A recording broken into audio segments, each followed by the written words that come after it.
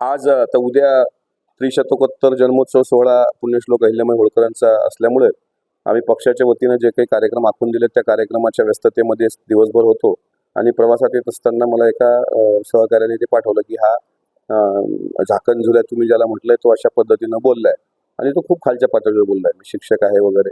आणि मी त्याला काय सकाळी काय चुकीचं नाही बोललो. मी त्याला एवढं विचारलं की बाबा तुला गाडी तू घेतली स्वतः की तुला जनतेने दिली, म्हणजे नेमकं सांग काय. आमच्या माहितीनुसार त्याला गाडी त्यांनी स्वतः घेतली आणि स्वतः सांगतोय की मी ओबीसीचा नेता, रोज 3-3 जिल्हे फिरतो म्हणून मला जनतेने गाडी दिली. आता ओबीसीचा नेता स्वतःला म्हणून घेणाऱ्या तो माझा त्याला साधा प्रश्न आहे का तू ओबीसीचा नेता कधीपासून झाला? ज्या वेळेस तू उपोषण मांडलं आणि उपोषण मांडल्यानंतर तू जरांगे पाटलांच्या उपोषणाला काउंटर करणारं उपोषण मांडलं, ओबीसी मराठा हे वाद निर्माण करण्यामध्ये तुझा पण खारीचा वाटा आहेच. अशा वेळेस तुला मीडियाने उचललं आणि त्याच्यामुळे तू ओबीसी नेता म्हणून घ्यायला लागला.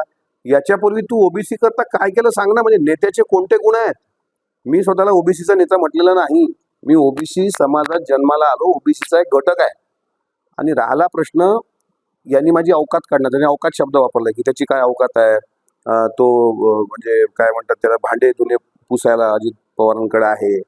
माझी अवकात सांगतो की माझी ग्रामपंचायत पहिल्यांदा, म्हणजे आमच्या पक्षात ग्रामपंचायत असली तर तो नेता लायकीचा असतो. मी पहिल्यांदा निवडणूक लढली पहिल्याच वर्षी ग्रामपंचायतची. 13 सदस्य माझ्या ग्रामपंचायतमध्ये आहेत. कुटासा ग्रामपंचायत, तालुका अकोट, जिल्हा अकोला. यामध्ये 10 सदस्य निवडून आले, 2 सदस्य 2-2 मतांनी पडले. 5 नंबरच्या वार्डातल्या एका सदस्याला 400च्या वर मत आहे, 400च्या वर. जिल्हा परिषदेमध्ये आम्ही सीट लढवली, पंचायत समितीमध्ये लढवली नाही. जिल्हा परिषदला पहिल्यांदा राष्ट्रवादीचा प्रयोग केला, त्यामध्ये सुद्धा 2127 मतं घेतली. आता 2127 मतं जिल्हा परिषदेच्या पोटनिवडणुकीमध्ये पराभव झाला दुर्दैवानं. आणि 400 मतं फक्त एकाच सदस्याचे, 10 सदस्याचे मी सांगितलेच नाहीत. याचा आकडा घेतला तर तुम्ही 4000च्या वर जाणार.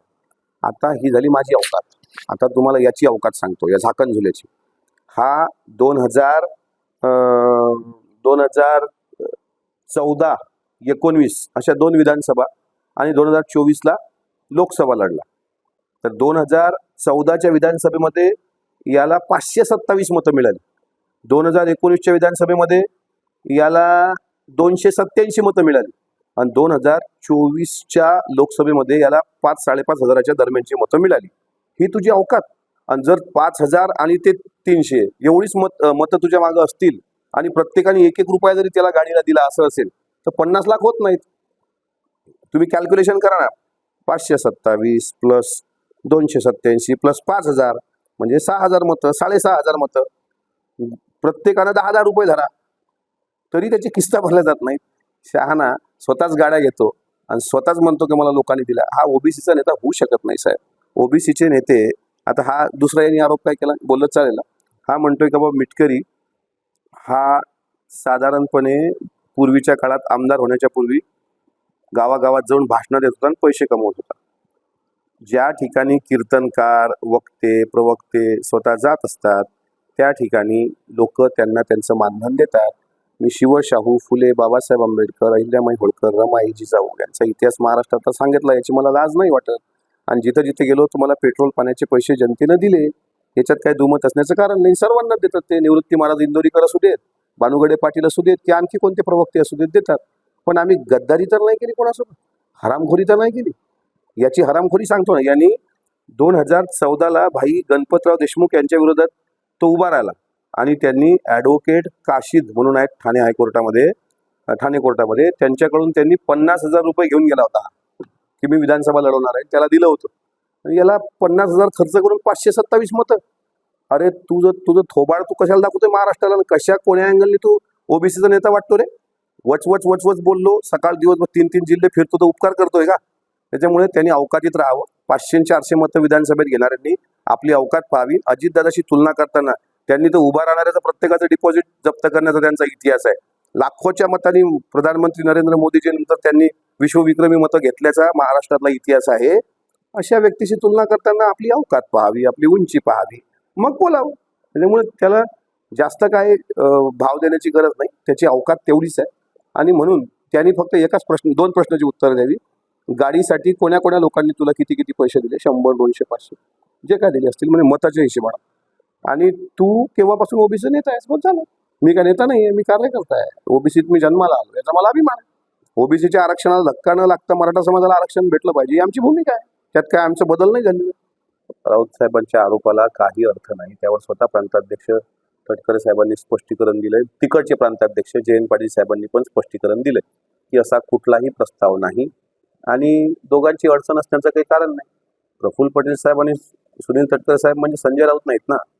संजय राऊत साहेबांनी दोन्ही शिवसेना जशा एकत्र येण्याला प्रचंड विरोध केला, मनसे त्यातून विभक्त झाली, तसं त्यांनी आमच्या पक्षाकडे पाहू नये. त्यांनी स्वतःचं तिकडचं घर सांभाळावं आणि त्यांच्या बोलण्याला काही कोणी कवडीची किंमत देत नाही. आता तुम्ही प्रश्न विचारता म्हणून मी उत्तर देतो, पण ते बेसलेस स्टेटमेंट आहे.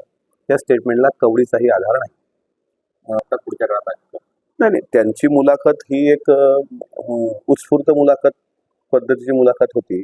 त्यामध्ये पत्रकारांनी प्रश्न विचारल्यानंतर काही रॅपिड फायरमध्ये हसत खेळत हास्य कल्लोळामध्ये असे हलके फुलके जोग मारत त्यांनी ती मुलाखत दिली आणि त्यांना विचारलं का बाबा पवार साहेबांबद्दल काय मत आहे, तर पवार साहेबांचं साहजिक आहे ना. आता पवार साहेबांनी सुद्धा या महाराष्ट्राला एक राजकीय दिशा दाखवलेली आहे. ते मुरलेले नेते आहेत, अनेक वर्षांपासून त्यांचा संसदीय कामकाजाचा अनुभव आहे.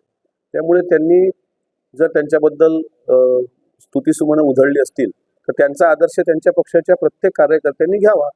शेवटी पवारसाहेब हे देशाचे ज्येष्ठ नेते आहेत. हे महाराष्ट्राचे मुख्यमंत्र्यांनी इतक्या खुल्या मनानं कबूल केलं, एवढाच आदर्श त्यांच्या पक्षातल्या आमच्या वयाच्या आमदारांनी घ्यावा.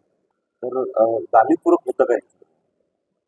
स्वतः पुण्यश्लोक अहिल्याबाई होळकर यांच्या जन्मशताब्दी सोहळ्यानिमित्त 300व्या जन्मशताब्दी सोहळ्यानिमित्त आपण विधान परिषद सभापती राम शिंदे साहेबांना विचारा की 682.42 कोटी एवढ्या भक्कम निधीची तरतूद श्री क्षेत्र चोंडी विकास आराखड्यासाठी अजितदादांनी अर्थमंत्री या नात्यानं म्हणजे सरकार म्हणून केलेली आहे. आता निधी वळवला निधी पळवला हे साधारणपणे ज्या पद्धतीनं ते बोलतायत किंवा अजून काही सहकारी बोलतायत, त्यांना बोलण्याची काही आवश्यकता नाही. आपण एका सुसंस्कृत महाराष्ट्रामध्ये राहतो. आम्हाला आमच्या नेत्यांची शिकवण आहे की शिवशाहू फुले आंबेडकर, यशवंतराव चव्हाण साहेब किंवा पुण्यश्लोक अहिल्याबाई होळकर यांनी या महाराष्ट्राला एक दिशा दिलेली आहे. त्यामुळे आम्ही मुख्यमंत्र्यांना पत्र लिहितो, आम्ही तक्रारी करतो, अशा अकांड तांडव करून काही साध्य होत नाही. स्वतः मुख्यमंत्र्यांना त्यांनी भेटावं.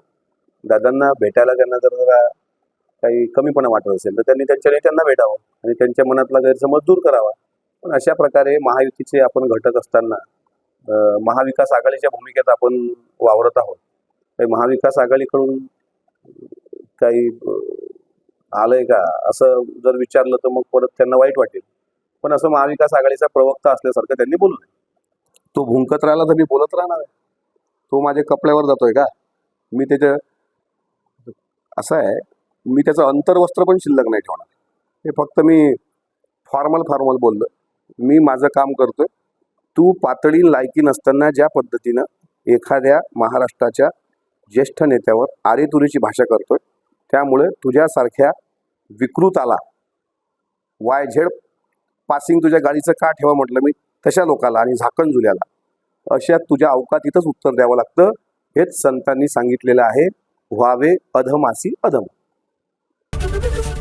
ABP माझा, उघडा डोळे बघा नीट.